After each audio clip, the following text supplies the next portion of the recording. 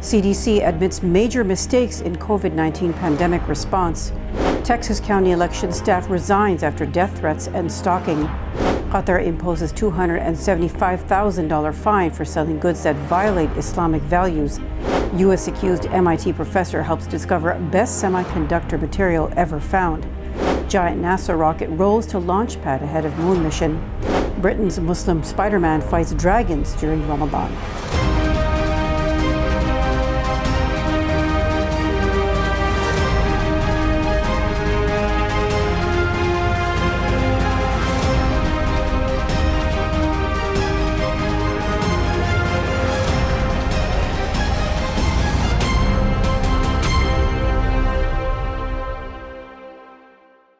From Chicago studios, this is the Muslim News on Muslim Network TV. Assalamu alaikum, I'm Samana Siddiqui.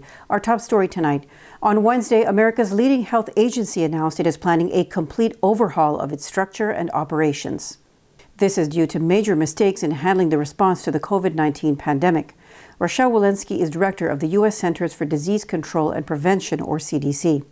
She said the agency is responsible for some pretty dramatic, pretty public mistakes, from testing to data to communications. She added, for 75 years, CDC and public health have been preparing for COVID-19, and in our big moment, our performance did not reliably meet expectations. The death toll for the pandemic in the U.S. stands at more than 1 million people since March 2020. The CDC was criticized over its COVID-19 response in the early days of the pandemic. This was for its poor response to testing and monitoring the rapid spread of the virus. Later, it was censured for shifting or confusing guidance on mask wearing, social distancing, and designating isolation periods for people who tested positive. More than a year and a half into President Joe Biden's first term, Louis Dejoy is still running the U.S. Postal Service. Dejoy is a mega donor to former President Donald Trump and a villain in the eyes of progressives and many Democratic lawmakers. There has been widespread outrage over his sabotage of postal operations and his ethics scandals, one of which spurred an FBI probe. Yet Dejoy's survival largely can be attributed to the loyalty of the USPS Board of Governors. A majority of the board has remained supportive of the Postmaster General amid repeated calls for his ouster over the past 2 years.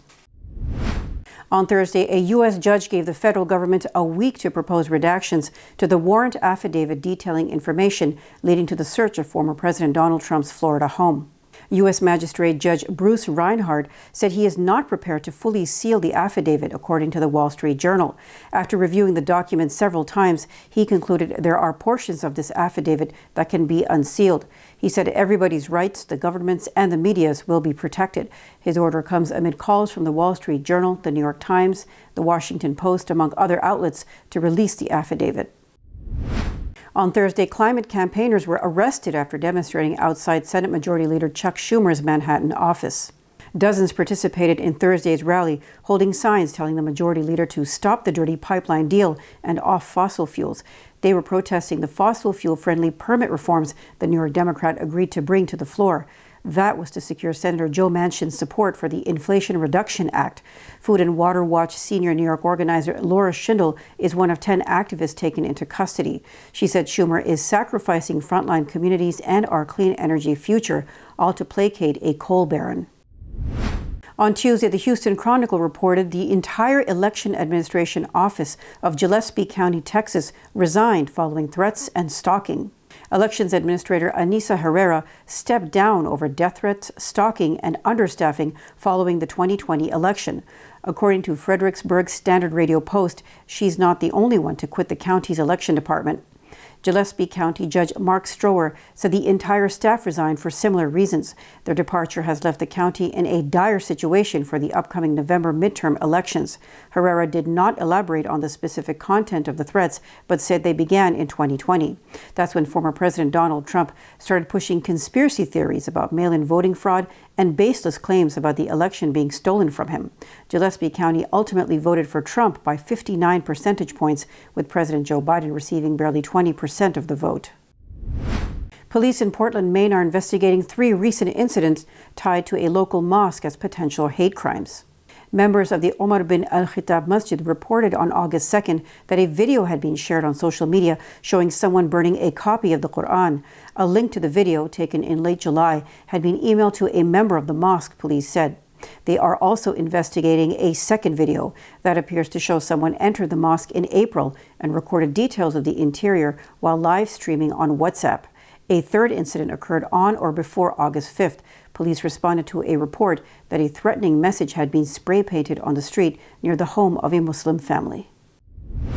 The attorney suing San Francisco for renaming its public schools is now demanding an end to plans for giving students time off during Muslim holidays.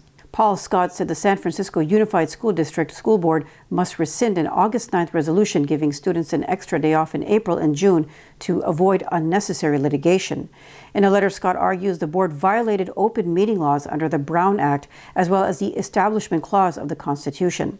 That clause prevents public agencies from favoring one religious denomination over another.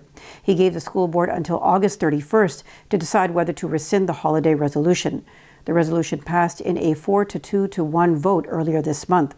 That's after dozens of Muslim students, family members, and supporters called for Eid al-Fitr and Eid al-Adha to be recognized by the district. We're bringing more news stories after the break, so stay tuned, and we'll be right back after these messages.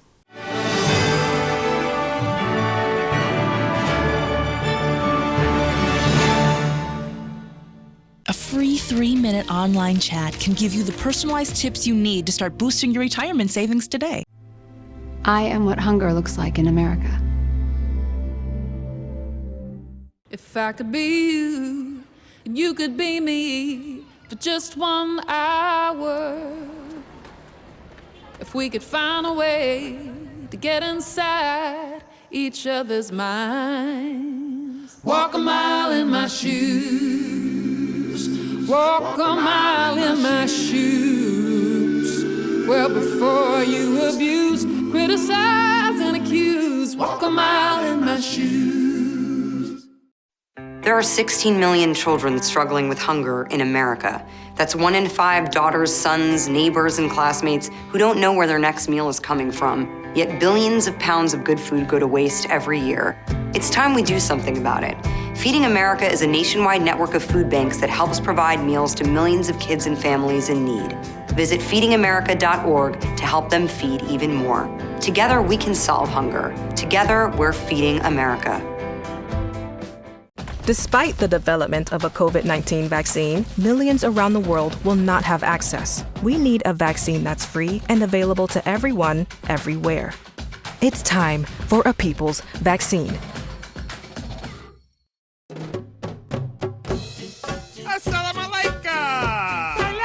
Open up your eyes. Assalamu alaikum everyone, it's your brother Zain Bika from South Africa. One of the first educational programs ever produced for Muslim children was the ever popular Adam's World series.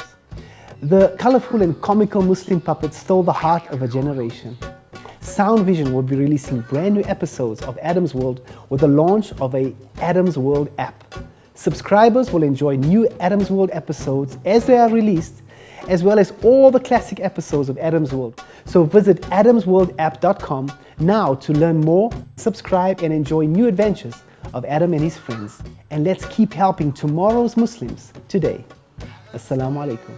It's Adam's World. Believe me, there's a lot to see. Bismillah. Let's explore. To stop this genocide, we need your help.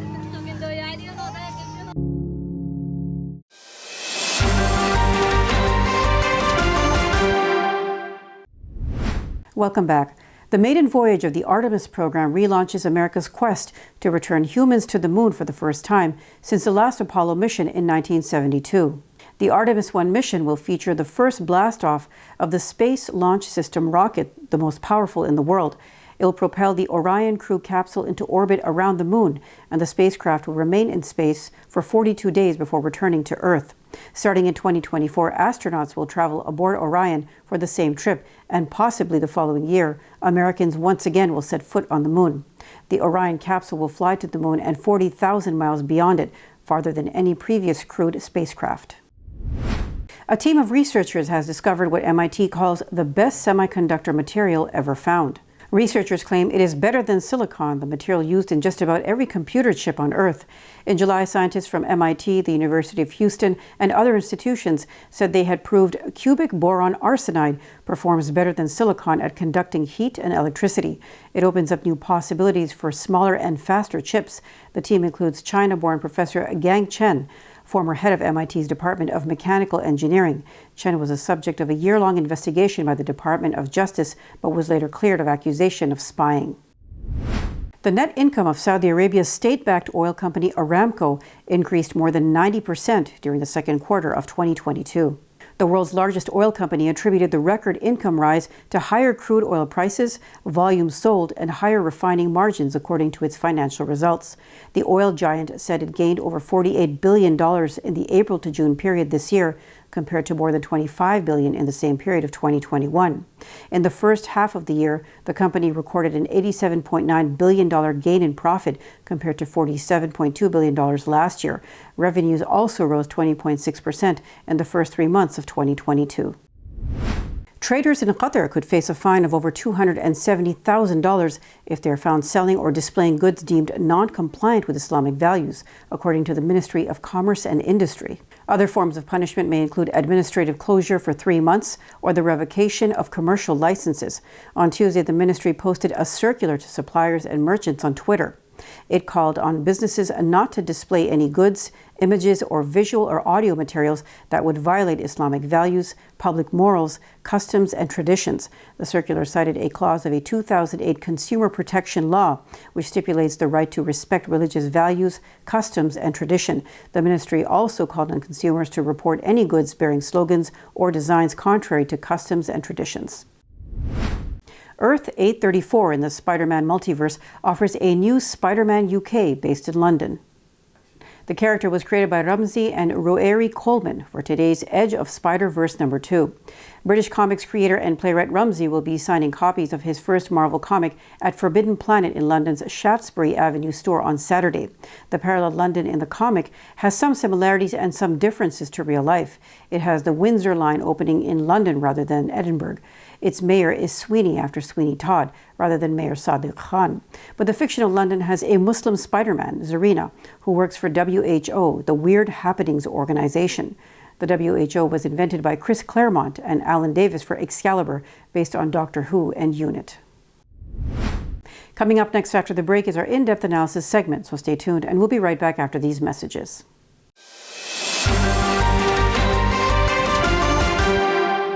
If I could be you, and you could be me for just 1 hour. Walk a mile in my shoes. Walk a mile in my shoes.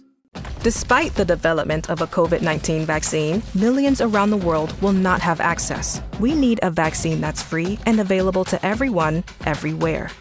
It's time for a people's vaccine.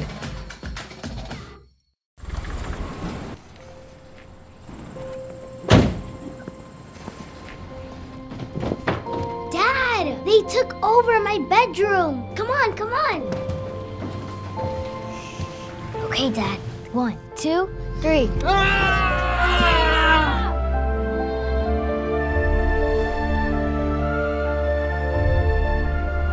Dad!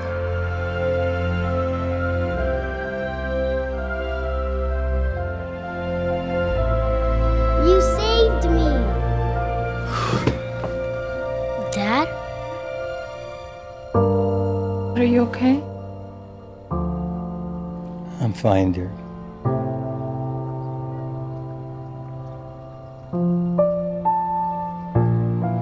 Your hero needs you now, and AARP is here to help. Find the care guides you need at aarp.org/caregiving. We are Justice for All. Headquartered in the heart of downtown Chicago, Justice for All is a global humanitarian initiative dedicated to raising awareness for human rights concerns impacting vulnerable minority groups. Our diverse team of staff and volunteers, led by Imam Malik Mujahid, work tirelessly to help Justice for All achieve their goals.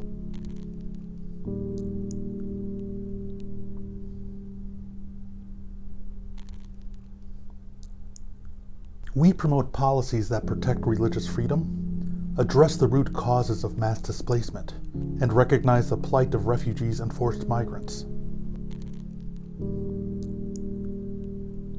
Together, we can continue to stand up for justice. Justice for all.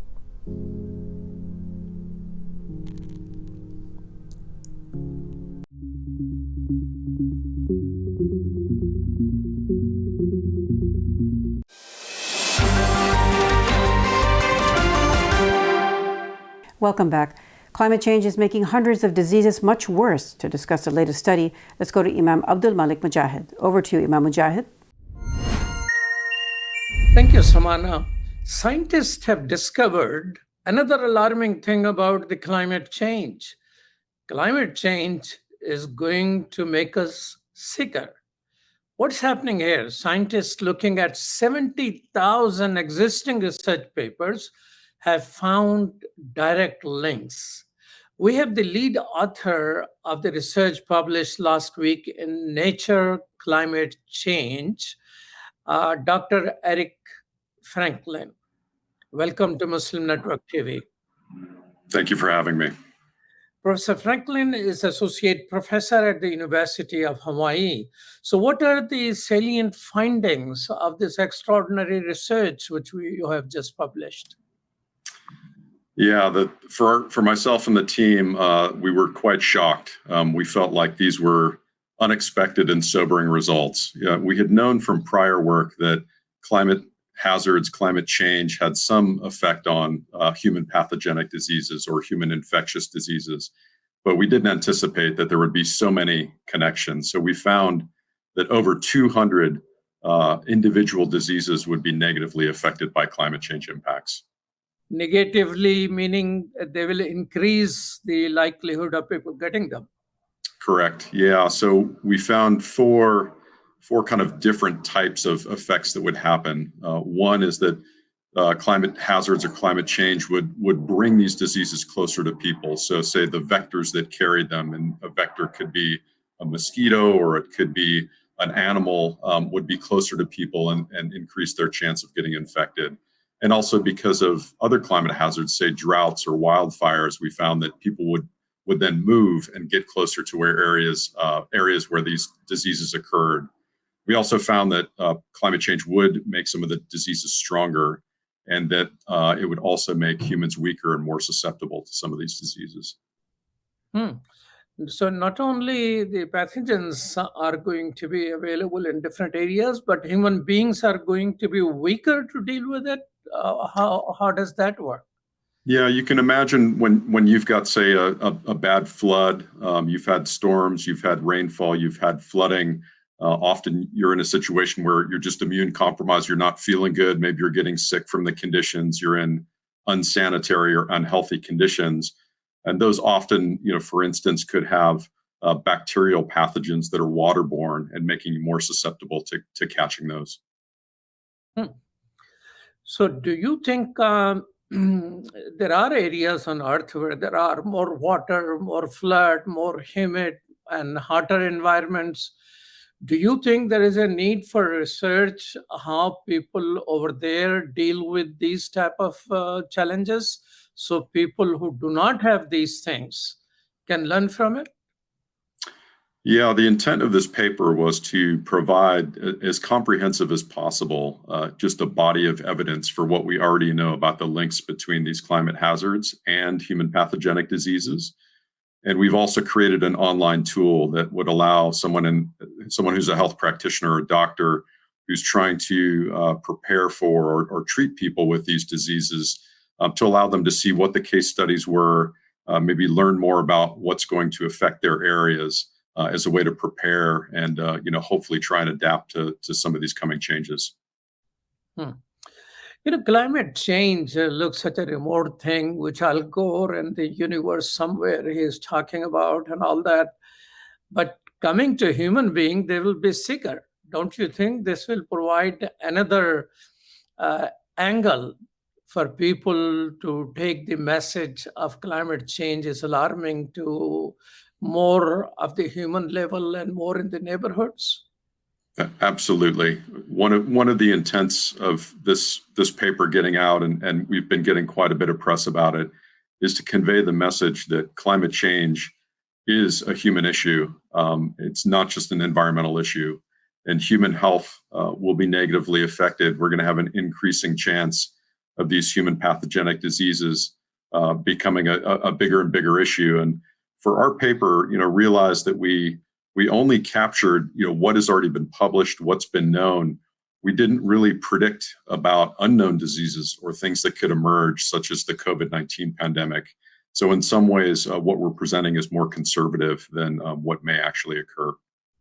Wow. So you're saying the study of 70,000 papers have led you to conclusions which may not be, which are conservative, and it could be worse. What are the possibility of worse situation?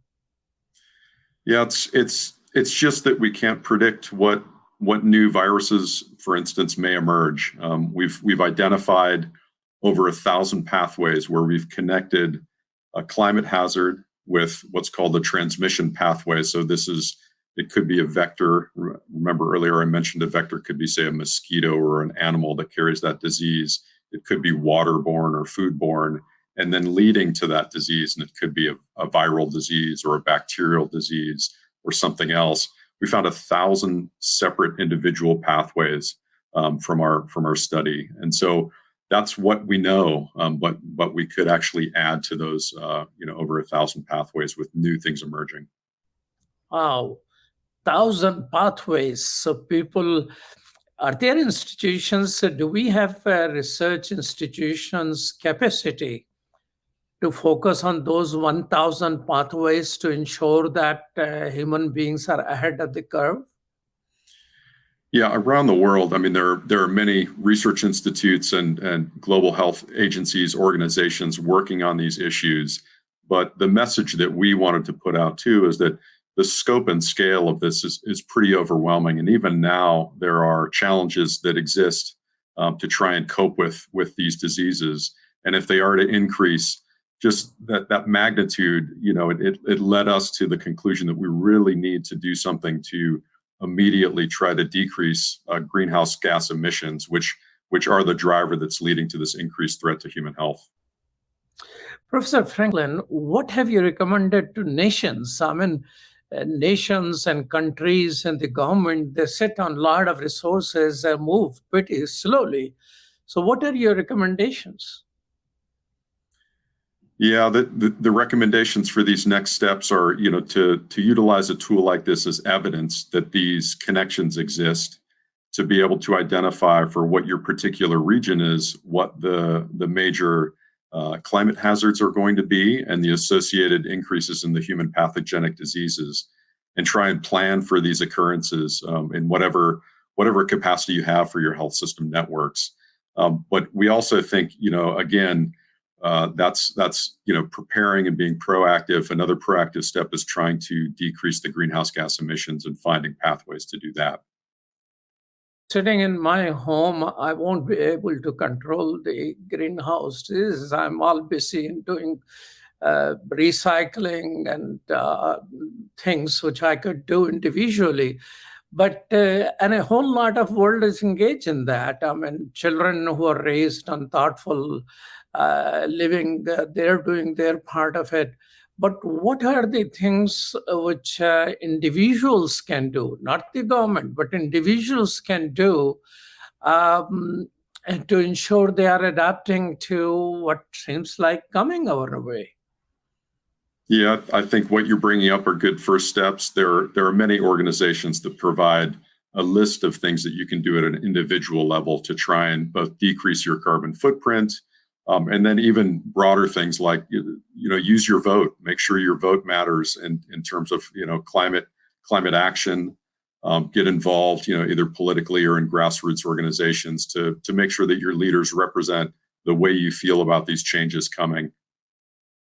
Well, thank you so much, Professor Erik Franklin. Professor Franklin is professor at the University of Hawaii and the lead author of the research, which is connecting climate change is going to make things worse when it comes to human health. Are you concerned about your health? This is the time to look up. What is the website where you're saying people can go and look up things? Yeah, I suggest that you go to Nature Climate Change, where our paper was published, and hopefully you can list the title of that for interested viewers, and then there'll be a link there to the website, the online tool. Well, thank you so much, Professor Franklin, for your time. Truly appreciate that. I appreciate you letting me share these findings. Thank you very much. Back to you, Samana. Thank you. That's all from our Chicago studios tonight. Thank you for tuning in. You can find previous episodes and more on our YouTube or Facebook. For more content, keep watching Muslim Network TV or visit muslimnetwork.tv. Salam and good night.